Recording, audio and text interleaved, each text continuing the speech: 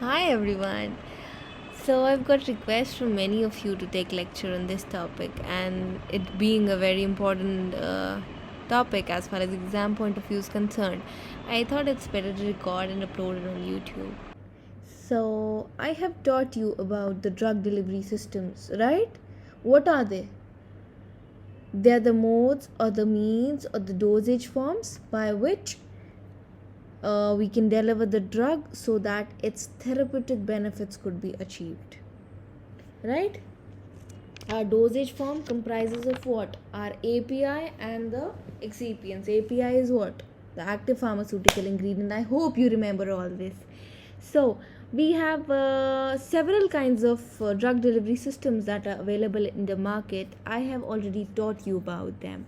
Like we have seen the solid dosage forms, which comprise of the tablets, capsules, pills, suppositories, powders, and then we have the liquid dosage forms, which comprise of what? Suspensions, elixirs, syrups, slinktas, injections, lotions, and then we have the semi-solid dosage forms, which include ointments, gels, creams, paste, etc. Majorly, the semi-solid dosage forms are used for what? Topical use. Topical use क्या होता है हमारा? जो हम ऊपर से लगाते हैं ना, तो ये हम मेजरली हम टॉपिकल यूज़ के लिए करते हैं, but that is not necessary. Solid dosage forms can also be used for topical application. जैसे कि अगर हम देखेंगे हमारा नियोमाइसिन पाउडर, या हमारा जो ये होता है, क्या बोलते हैं उसको, कैंडी डस्टिंग पाउडर आता है ना, तो हम वो क्या करते हैं, टॉपिकल यूज़ ही तो करते हैं ना, ऊपर ही स्प्रिंकल करते हैं over the affected area infection से निजात पाने के लिए, राइट? तो हम सॉलिड डोजेज फॉर्म्स भी ऐसे कुछ है जो हम टॉपिकल के लिए यूज़ करते हैं, लेकिन जो हमारे सेमी सॉलिड डोजेज फॉर्म्स है वो मेजरली हम किस लिए यूज़ करते हैं? हमारे टॉपिकल एप्लीकेशन के लिए. ठीक है, ये हमारे tablets, or capsules, ointment, syrups, elixirs, these all are conventional preparations, है ना. और ये हम कॉमनली यूज़ किस लिए करते हैं? ताकि हमें इमीडिएट रिलीफ मिल सके, है ना, इमीडिएट रिलीफ के लिए. लेकिन जैसे कि अगर मैं बोलूँ आपको हमें फ़ीवर है, ठीक है, तो हम क्या करेंगे, ओरली हम डोलो या पैरासीटामॉल जो है वो ले लेते हैं, तो क्या होता है, इमीडिएट रिलीफ मिलता है. या कमर दुख रही है तो क्या करेंगे, आयोडेक्स लगाएंगे या वोलिनी जेल लगा लेंगे, तो क्या होगा, इमीडिएट इफ़ेक्ट दिखेगा. लेकिन ये तो इनका एक प्लस पॉइंट हो ही गया, लेकिन इनका एक ड्रॉबैक भी है. क्या है ड्रॉबैक? ये कॉमन सी बात है, आपको समझ ही आ गया होगा कि अगर even though they are doing their work, they are showing their therapeutic effect, but they are to be taken repeatedly, है ना, बार बार हमें लेते रहना पड़ेगा. तो जैसे कि फॉर एग्ज़ाम्पल मैंने आपको भी पैरासीटामॉल का ही ये बोल दिया, तो क्या है, मैंने अभी ले लिया तो मुझे उसकी हाफ़ लाइफ के हिसाब से फिर डॉक्टर बोलेगा अगर आपको बुखार कम नहीं हुआ तो आपको 4 घंटे बाद फिर से लेना है, देन अगेन 4 घंटे बाद फिर से लेना है. तो क्या करना पड़ेगा मुझे, या तो मुझे अलार्म सेट करना है, वरना दूसरी सूरत क्या है, मैं अपना डोज मिस कर सकती हूँ. तो क्या होगा, अगर मैंने डोज मिस कर दिया तो मेरी हालत जो है वो पहले जैसी होगी. अगर मुझे पहले फ़ीवर था, मैंने डोलो लिया, उसका असर रहा, एंड देन कुछ टाइम बाद उसका असर वापस ख़त्म हो गया, तो क्या हुआ, मेरी हालत पहले जैसी होगी. तो पेशेंट पहले की हालत पे वापस आ जाता है. लेकिन अब हमने देखा कि अगर हमारे पास कोई ऐसी दवा होगी जो वंस अ डे या ट्वाइस अ डे लेनी पड़ी, तो chances of missing the dose are very less, है ना, बहुत कम चांसेस है कि हम अपना डोज मिस करेंगे. तो उससे क्या होगा, हमारा जो इफ़ेक्ट भी है वो हमें मैक्सिमम मिल सकता है. ठीक है, तो ऐसा इफ़ेक्ट लाने के लिए क्या करना पड़ा, हमें अपने रिलीज़ को मॉडिफाई करना पड़ा. और रिलीज़ को मॉडिफाई करने के लिए क्या करना पड़ा, हमें हमारी फॉर्मुलेशंस में जो है चेंजेस लानी पड़ी. अभी now you can see this boy, he is having fever. इसने क्या किया, इसने कुछ टाइम बाद ही टुक सम मेडिसिन्स, और क्या है ये हमारा, क्योंकि कन्वेंशनल मेथड है, हम कन्वेंशनल प्रिपरेशन है, क्या हुआ, इसको तुरंत ही असर दिख गया and he was feeling fine. ठीक है, लेकिन क्या हुआ, again he missed his dose and इसकी हालत जो है वो पहले जैसी हो गई. तो ये क्या है हमारा, ये हमारा कन्वेंशनल मेथड है. ठीक है, आई होप यहाँ तक आपको समझ आ गया होगा. अब देखो आगे, see now what is happening here. See as I am proceeding towards time, the amount of drug reaching the blood is increasing and then एक point पे आके this is again decreasing. ठीक है ना. ड्रग का जो concentration प्लाज्मा में है, देखो ये बढ़ रहा है ना. 0 से ये ऊपर तक गया, सी मैक्स तक पहुंचा. सी मैक्स क्या है? सी मैक्स हमारी कॉन्सेंट्रेशन है प्लाज्मा में ड्रग की, जहाँ पे इसका असर जो है दवाई का वो मैक्सिमम है. तो सी मैक्स हमारा क्या है? जहाँ पे हमारा दवाई का असर जो है मैक्सिमम है. और वो किस टाइम पे अचीव हुआ, उस टाइम को हम टी मैक्स बोलेंगे. देखो राइट नीचे एकदम right below the C max lies our T max हमारे ग्राफ पे. तो टी मैक्स कौन सा टाइम है? जहाँ पे हमारा जो कॉन्सेंट्रेशन है दवाई का, जो इफ़ेक्ट है, सॉरी थेरेप्यूटिक इफ़ेक्ट जो है वो मैक्सिमम दिखा, वो सी मैक्स है. और कितने टाइम पे दिखा? That is our T max. ठीक है. Now there is some minimum effect concentration, ये MEC हमारा मिनिमम इफ़ेक्ट कॉन्सेंट्रेशन. ठीक है. इसके नीचे हमारा लाई करता है हमारा सब थेरेप्यूटिक रीजन. ठीक है. इसके बाद दवाई का असर दिखना चालू होता है. जब ये हमारा हमने दवाई ली और ये MEC को क्रॉस करेगा तो हमारी दवाई का असर जो है वो दिखने लगता है. एंड अगेन जब ये वापस आता है, तो जब ये एलिमिनेशन फेज़ में जब ये MEC को क्रॉस करेगा अगेन, तो इसके बाद असर जो है फिर से वो नहीं दिखेगा. तो है क्या बात है? If the drug is in the sub therapeutic region, जो हमारा ये MEC है इसके नीचे जो हमारा लाई करता है वो सब थेरेप्यूटिक रीजन है. अगर ड्रग वहाँ है तो then there is we can not see any kind of the therapeutic effect. No therapeutic effect can be seen in the sub therapeutic region. सिर्फ कहाँ पे दिखेगा? हमारा जो थेरेप्यूटिक रीजन है.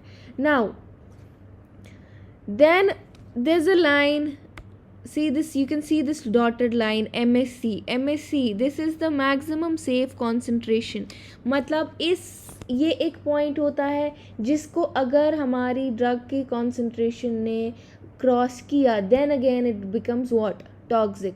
तो हमारा MSC क्या है? Maximum safe concentration. एंड हमारा MEC क्या है? Minimum effect concentration.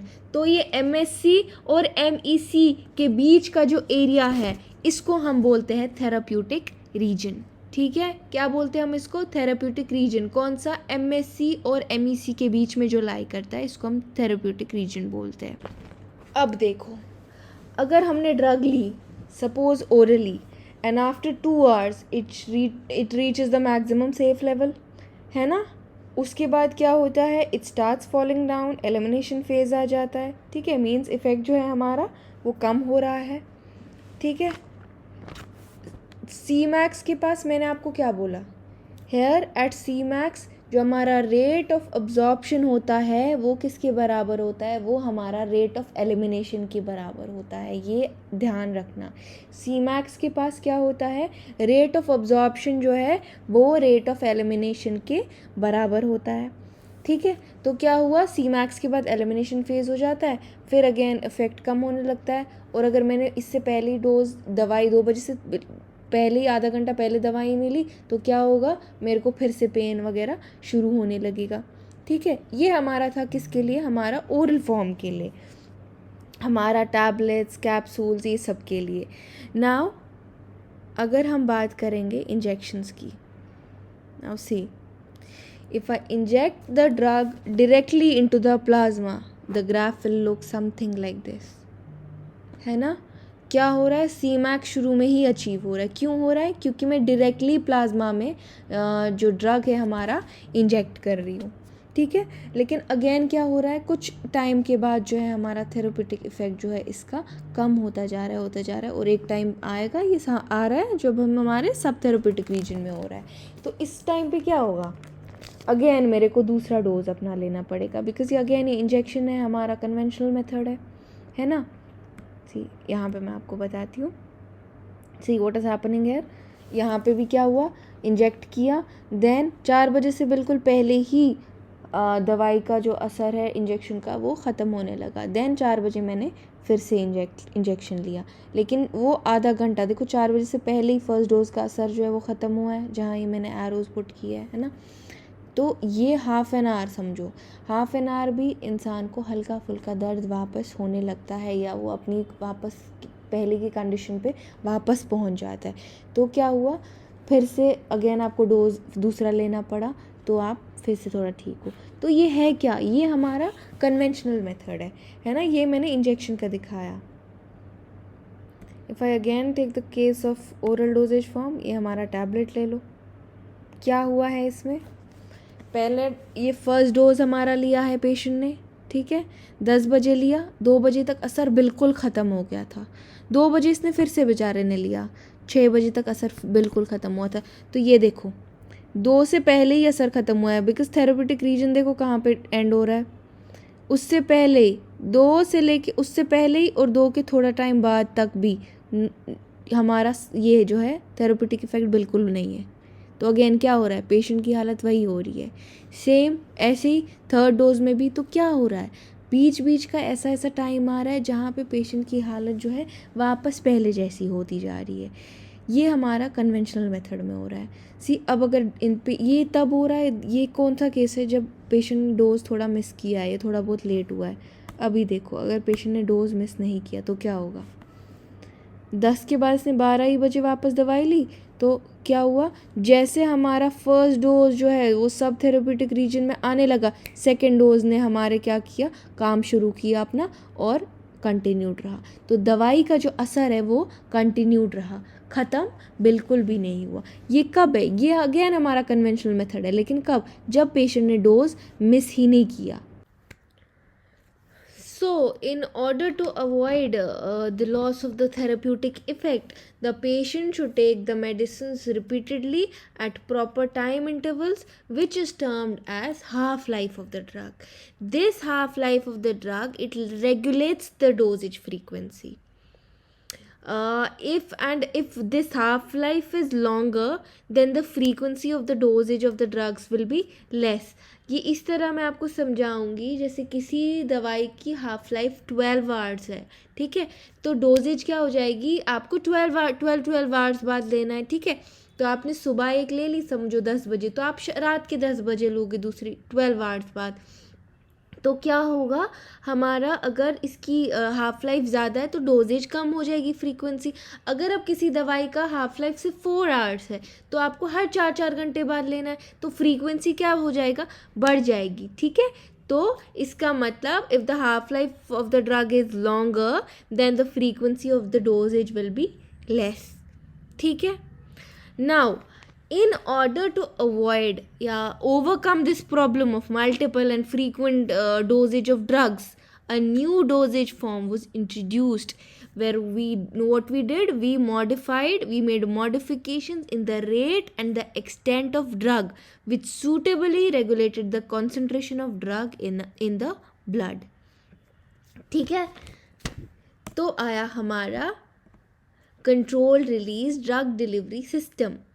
This controlled release, it maintains the drug release over a sustained period at a nearly constant rate, ठीक है, एक constant rate से ये उसको रखता है, इसकी ड्रग के रिलीज़ को मेंटेन करता है, ठीक है। अब हम देखते हैं कि हमारी जो नॉर्मल है और हमारी कन्वेंशनल ड्रग्स है उनमें क्या क्या डिफरेंस है। पहले ये देख लो, ये लड़का था, इसको जैसे स्टमक एक था, इसको दवाई दे दी डॉक्टर ने, ठीक है, तो उसने 12 आवर्स तक अपना असर जो रखा वो कंटिन्यूसली सेम रखा। ऐसा नहीं है कि अभी फ़र्क है एंड देन 2 घंटे बाद उसका असर जो है कम होने लगा, ऐसा नहीं है। अगर 10 आवर्स उसको डॉक्टर ने बोला आपको सुबह 10 लेना, देन अगेन शाम में 10 बजे लेना, तो क्या है, पूरे 12 घंटे जो दवाई का असर है वो बराबर रहता है, कांस्टेंट रेट पे ड्रग का डिसइंटीग्रेशन होता है और बराबर रहता है, ठीक है। तो फिर अगेन 12 घंटे बाद करेगा तो नेक्स्ट 12 आवर्स के लिए फिट है, ऐसा।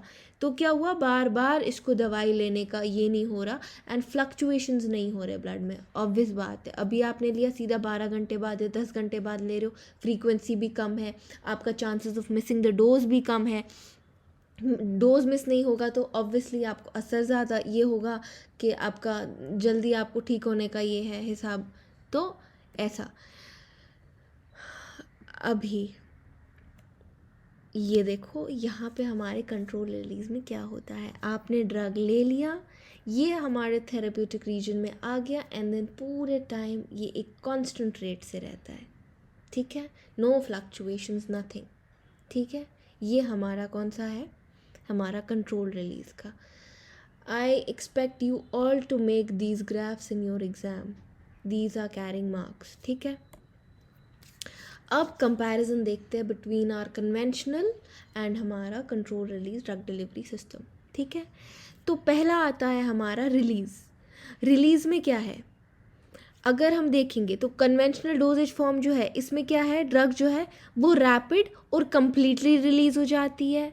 इसके बरक्स जो हमारा कंट्रोल्ड है उसमें क्या है, उसका रिलीज़ होना जो है वो स्लो होता है और एक कंट्रोल्ड मैनर में होता है और एक पर्टिकुलर टाइम के बाद ही होता है। तो ये नहीं है कि रैपिड होगा, इमिडिएटली होगा। जैसे मैंने बोला कन्वेंशनल में हमने क्या देखा, हमारा असर जो है दवाई का वो फटाफट होता है, लेकिन यूँ शूटर गया फिर नीचे आने लगता है ना। तो कंट्रोल रिलीज में क्या है, स्लो है, भले शुरू में स्लो है देन, लेकिन फिर क्या होता है कंट्रोल तरीके से ओवर पूरे एक जो टाइम ड्यूरेशन दिया है उस पूरे में आपको एक बिल्कुल एक जैसा असर दिखेगा दवाई का, ठीक है। सेकंड है हमारा रेट लिमिटिंग स्टेप। जो हमारा कन्वेंशनल है, कन्वेंशनल में क्या, जब ड्रग अब्जॉर्ब हुई तब उसका असर जो इफ़ेक्ट है वो शुरू हो जाता है, ठीक है ना। मैंने आपको दिखाया था तो ग्राफ में वो अब्जॉर्प्शन वाले टाइम में जैसे अब्जॉर्ब हुई उसके बाद से फिर क्या होगा, उसका असर दिखना जो शुरू हो जाता है। जो कंट्रोल रिलीज़ है इसमें क्या होता है, जब ड्रग रिलीज़ हुई जितनी हुई उस हिसाब से उसकी एक्टिविटी होती है, ठीक है। जब हुई और जितनी हुई, ये एक साथ सारी रिलीज़ नहीं होती है और एक ही टाइम पे सारी रिलीज़ नहीं होती है, ठीक है। तो ये इसका आगे सेकंड हमारा रेट लिमिटिंग स्टेप। थर्ड है हमारा अब्जॉर्प्शन।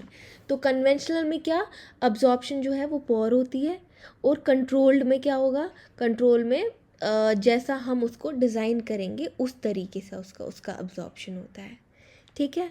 फिर हमारा फोर्थ पॉइंट है डोजिंग। तो कन्वेंशनल में आपने देखा कि फ्रीक्वेंट डोजिंग होती है, बार बार दवाई लेनी पड़ती है, लेकिन कंट्रोल्ड में डोजिंग क्या है, लेस है। आपने सुबह ले ली, फिर आप 8 घंटे या 10 आवर्स बाद आपको डॉक्टर बोलेगा फिर से लेना, तो डोजेज की जो फ्रीक्वेंसी है वो कम होती है। और अब क्योंकि ये जब सीधी बात है, आप पेशेंट को डोजेज जब कम है पेशेंट के लिए आसान हो गया, तो पेशेंट कंप्लायंस क्या है, कन्वेंशनल में पोर है ना, क्योंकि उसको बार बार दवाई लेनी पड़ रही है। लेकिन कंट्रोल रिलीज में पेशेंट कंप्लायंस हाई है, ठीक है। फिर इसके बाद ब्लड लेवल। तो जो हमारा कन्वेंशनल है इसमें क्या हो जाता है, ब्लड लेवल फ्लक्चुएट करता है ना, और कंट्रोल में क्या रहता है, कांस्टेंट रहता है। Then comes bioavailability. Bioavailability क्या होता है कि कितनी ड्रग कितनी देर में सिस्टम में पहुंचती है, ठीक है। तो हमारा जो कन्वेंशनल है उसकी बायो अवेलेबिलिटी जो है वो पोर है। इसके बरक्स जो हमारा कंट्रोल रिलीज है उसकी बायो अवेलेबिलिटी हाई होती है, ठीक है। फिर प्री मैच्योर मेटाबॉलिज्म, क्योंकि जो पूरी ड्रग रिलीज़ है वो पूरी की पूरी हो जाती है हमारे कन्वेंशनल में, तो वो मेटाबोलाइज भी हो जाती है, ठीक है। लेकिन अगर जो हमारा कंट्रोल रिलीज़ है उसमें अगर देखें हम तो क्या होता है, धीरे धीरे ड्रग रिलीज़ होती है और कम क्वांटिटी में रिलीज़ होती है, और इसीलिए इसका मेटाबॉलिज्म भी जो है वो प्रोटेक्टेड रहता है, ठीक है। तो इससे अब आपको आई होप आपको जो इसकी सारी एडवांटेजेस है वो खुद ब खुद समझ आ गई होगी। स्टिल इफ़ यू वांट कि आपको एडवांटेजेस भी चाहिए तो मैं वो भी आपको बता दूंगी व्हाट्सएप पे। Okay, thank you, bye bye.